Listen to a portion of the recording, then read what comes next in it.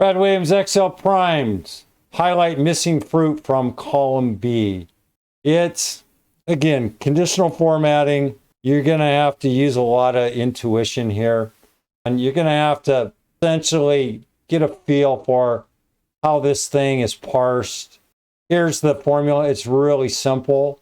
But then visualizing how this is completed, you're just going to have to be an array expert. We're going to have to match every combination here. It's a big task. We use this COUNTIF. Here it is, D6 to D16. Right here, we're comparing this. If there's any missing in this list, highlight what's missing over here in this list. So essentially what we're doing here is we're taking the D6 to D16 right here. That's what this list right here. Okay, there's two ways to do this. You can go from the right to the left and say, is banana in this list? No. It's easier to do that from where it's colored. You're going to ask yourself, is cherry in column D? Anywhere. So we're going to, essentially COUNTIF is going down and checking. Well, here it's actually checking if banana is over in here. And if not, it's going to color the opposite. So is cherry in this list? No. Is raspberry? Yes. Is strawberry? No. Is orange? No. Is strawberry? Well, we just confirmed that. No. Plum? Yeah. How about lemon? Yeah. Strawberry? Well, we already know that. Cherry? No. Apple? Is there an apple over here? No. Lemon? No.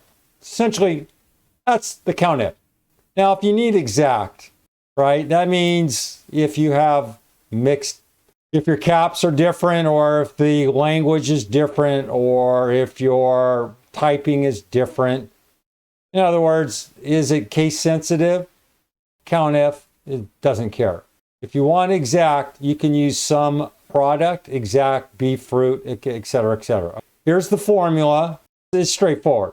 It's going to paste that into your conditional formatting. Over here, I just explain it the way I see it. You may have a different approach. I want to see what's not in column D and highlight missing fruit from column B in here. Highlight missing fruit from column D.